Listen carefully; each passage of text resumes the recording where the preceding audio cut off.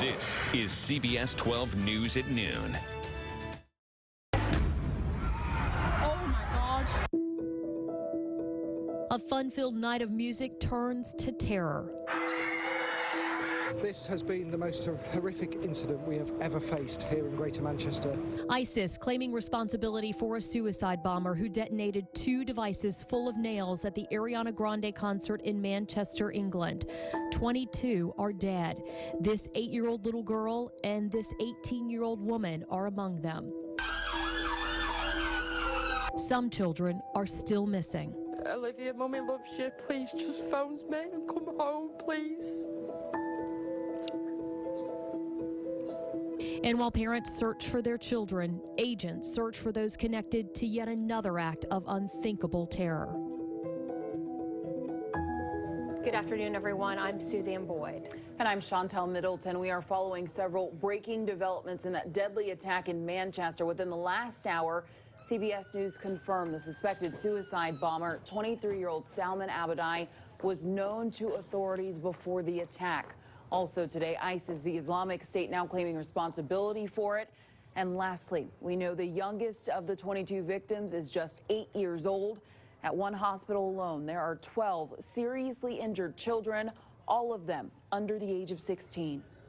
The big question this afternoon is, did the suicide bomber act alone? CBS's Terry Okita has the latest from Manchester.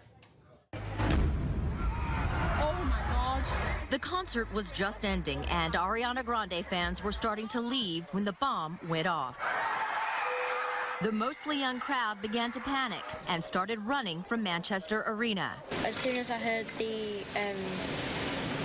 bang, I just decided to run. I just didn't know what to do. All of a sudden, you heard a massive bang from the corner of the arena, and loads of people just running in different directions. Among the dead, 18-year-old Georgina Callender and 8-year-old Safi Roussos. Police say the bomber set off explosives at an exit outside the arena. Witnesses say metal nuts and bolts covered the ground. Police raided apartments in Manchester Tuesday as they investigated the attack. Britain's Prime Minister Theresa May expressed her horror. This attack stands out for its appalling, sickening cowardice, deliberately targeting innocent, defenseless children and young people. In the West Bank, President Trump called the perpetrators evil losers. I will call them from now on losers, because that's what they are. They're losers. Ariana Grande, who was not hurt in the blast, tweeted that she was, quote, broken, and Manchester United players held a moment of silence for the victims. Terry Okita, CBS News, Manchester, England. Now, Ariana Grande has suspended her world tour for now. Also, Florida Governor Rick Scott tweeted out today. He wrote, Ann Scott and I continue to pray for the 22 innocent lives lost in the senseless act of hate and terror in Manchester. And now at noon, we want to talk about the people here. 22 dead, at least 59 injured, and we are learning more about them by the minute. The youngest victim, just 8 years old. Photos now circulating of that girl, Safi Rose Rousseau. Earliest reports are that she got separated from her mother and her sister during the attack. We know that several young girls are among the dead. The first we learned about today is this woman. That's 18-year-old Georgia Callender, an Ariana Grande super fan who met the pop star back in 2015. She shared this photo on Twitter just days ago and wrote about how much she was looking forward to that concert. And right now, as we approach 24 hours after the fact, there are still people still searching for their loved ones today. Charlotte Campbell, she's a mother of 15-year-old Olivia, and since that attack, no one has heard from Olivia. That teenager has not answered her cell phone. I'm heartbroken at the moment because I don't know where she is. I don't know if she's alive even yet. After tragedies like this one, parents really struggle in figuring out how to talk with their kids. CBS 12's Kara Duffy, she's live right now with what the experts say is the healthiest approach. Kara? Well, parenting experts say that there are many factors like your child's age and temperament that should determine what you tell them and how much you share. They say it's also crucial to pay close attention to how they respond to that conversation.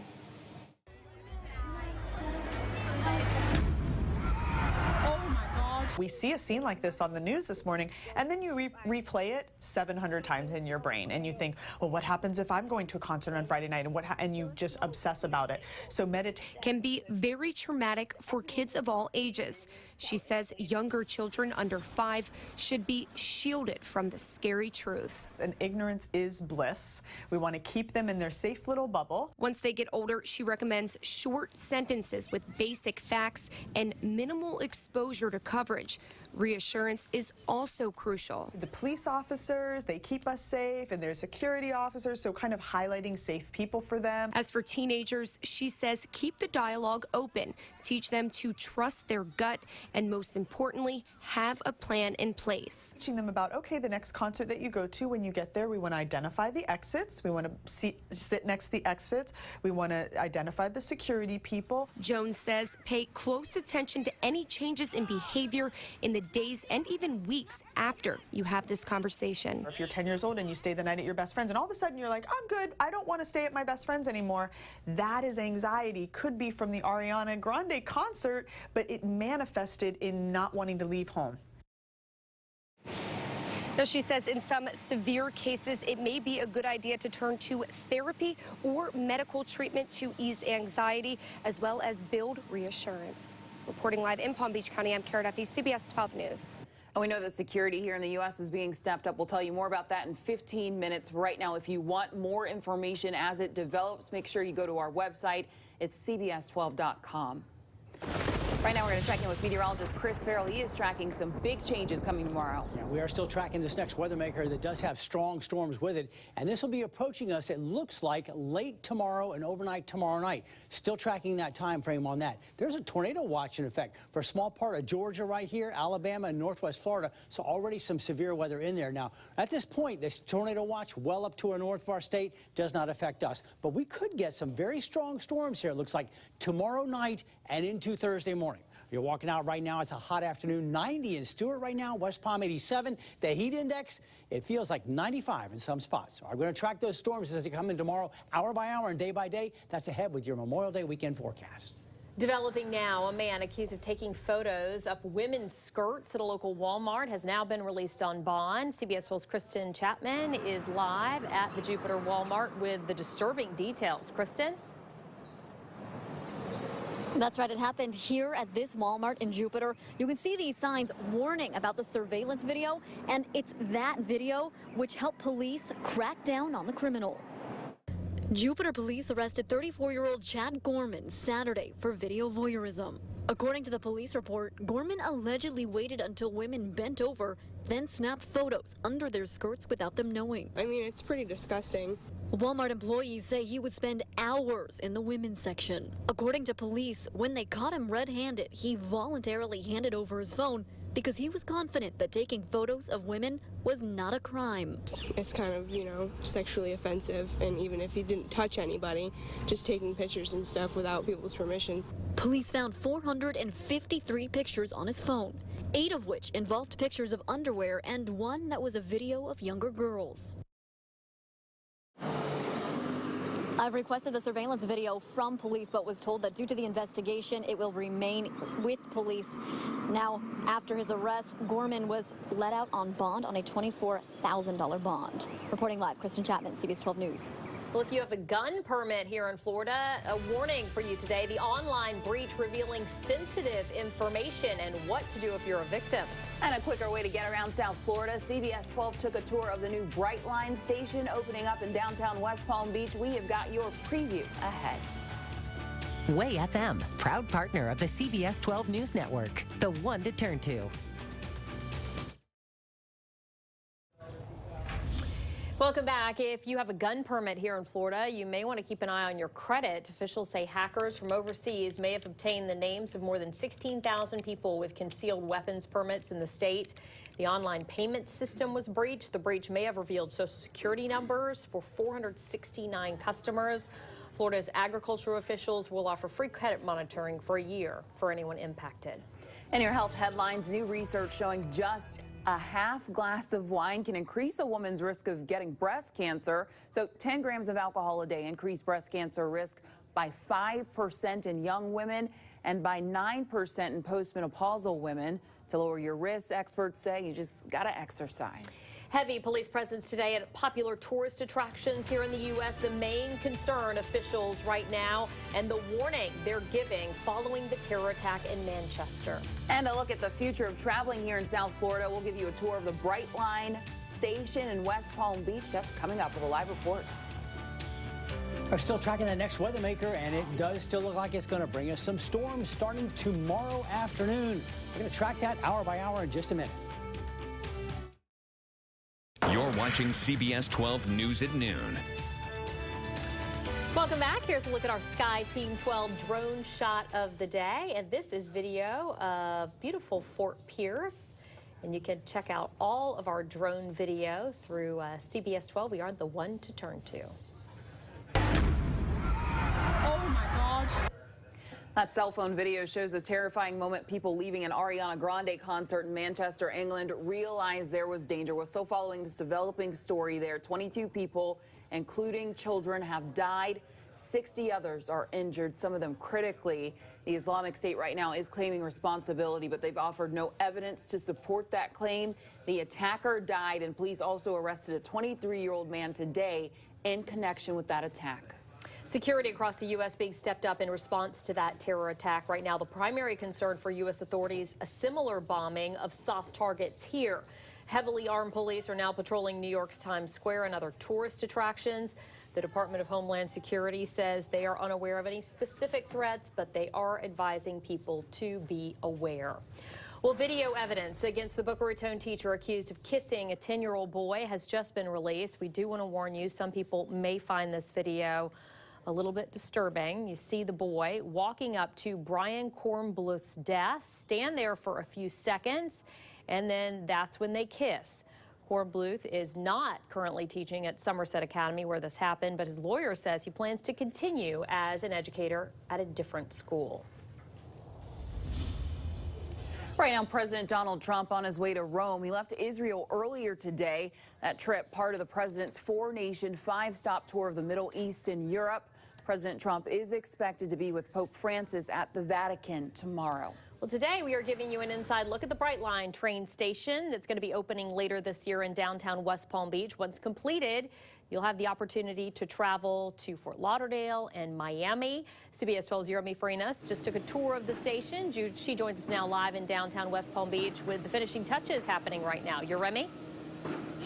Suzanne, after months and months of talking about Brightline, it's exciting to see how close we are to the completion of this downtown West Palm Beach station. You can see the exterior is complete, but construction continues inside the station. Now, when you enter, this is where there will be electronic screens and ticket kiosks, which have not been installed yet. Passengers will then use stairs or escalators to the second floor where they will scan their tickets and enter an area where you can enjoy a bite to eat. Now, on that very same floor, there are also lounge areas where passengers can hang out until they make their way down to the platform. Now, this morning, the CEO of Brightline gave local leaders a tour of the station. He says right now they're still working on technology and security features. During that tour, we spoke with the Palm Beach County Mayor, Paulette Burdick, who says she thinks the Brightline project will have a positive impact in South Florida. With our visitors, it will certainly take cars off of I-95, relieve some of that congestion, and put it on the rail system. Today we found out that Brightline will have its own security. Now this West Palm Beach station is scheduled to open sometime late this summer. They have not given us a specific date, and right now we still don't know how much those tickets cost because they're not releasing that information just yet. Stay with CBS 12 for the latest. Live in downtown West Palm Beach, I'm Jeremy Farinas, CBS 12 News. And coming up on CBS 12 News at 3, the new gadget that will let you print pictures instantly from your phone. And we're thinking about food all wrong, how you should be judging your diet. That could be a game changer. That's coming up today at 3. All right, now let's get to meteorologist Chris Farrell with your full forecast. Chris? Thank you, Suzanne. Boy, a nice day outside. It's a little on the hot side. You see the waves have calmed down. Great day at the beach. And looking off towards the west right here, Palm Beach International Airport, like a little bit of a cloudy sky, a lot of high clouds overhead. Once again, we're highlighting the severe storms that are going to be possible Wednesday. That's tomorrow from about 6 o'clock tomorrow night through 6 a.m. on Thursday morning. Somewhere in that time period, these storms will be likely. And we could have some possible watches or warnings. So download our weather app now and be prepared for the storms coming in late tomorrow afternoon. Storm threat index, again, this is Wednesday. Tomorrow from about 6 p.m. through Wednesday night into early Thursday morning. There's a very low chance right now of a tornado, but a very high chance we're going to get heavy rain, some very strong gusty winds, and lightning strikes with some of the thunderstorms. Well, there's the weather system right there, still moving through the Gulf, and that, again, approaches us late tomorrow. There is a tornado watch in effect right now for southern Georgia, southeastern Alabama, a small part of North Florida right there until 6 p.m. It's a very strong weather system, and again, there's that tornado watch. Well, now our skies are dry, and we're a little bit partly cloudy. It's a nice afternoon. There's no rain around, but there could be a couple of showers and storms this afternoon. So watch the hour by hour as we get towards 3 o'clock this afternoon. This is what the radar should look like. We get towards 5 o'clock, a couple of isolated showers and storms. That's this afternoon, 5 o'clock this evening. Even at 6 and 7 o'clock, a couple of isolated showers and storms. Now let's look at Wednesday morning. Starting tomorrow morning at 7 a.m., we'll be sunny tomorrow morning and a little bit breezy. And then by noon tomorrow, sunny and hot and getting windy. This is the line of storms right here. And they begin to approach Vero Beach about 6 o'clock tomorrow evening. Now these could be a little bit closer to us. So that's 6 o'clock Wednesday evening. This is 9 o'clock Wednesday night. Look at that line of storms. This is midnight Wednesday night, early Thursday morning. This is 3 a.m. Thursday morning. So these line of storms probably going to come through late Wednesday night, early Thursday morning. That's 6 a.m. Thursday morning. That's 9 a.m. Thursday morning. And then that's noon on Thursday. So that's why we're emphasizing this is probably going to be a nighttime thing for tomorrow night into Thursday morning. All right, boaters, low tide right now, and watch for those storms moving offshore tomorrow afternoon. Today, a 30% chance for late afternoon storm, 60% chance for late afternoon storms tomorrow, and then Thursday's a rainy day, and then a nice-looking Memorial Day weekend. Check in with us this afternoon at 3, again at 5 this evening, and download that weather app. You're going to need it. All right, Chris, I've got a question for you and everyone at home. It's our question of the day. 10% of us say we can't wait for self-driving cars because we want to do this in the car. What do you think the answer is? You can find out on CBS 12 News at 3 o'clock. CBS 12 News outerwear is provided by Under Armour.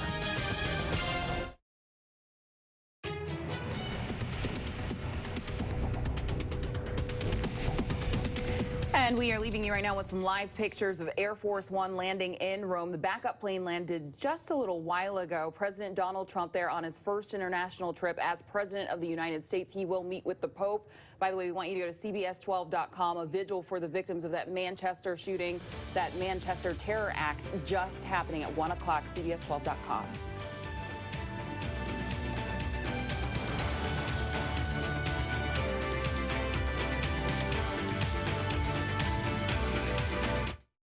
Closed captioning for the CBS 12 News is provided by the Schumacher family of dealerships.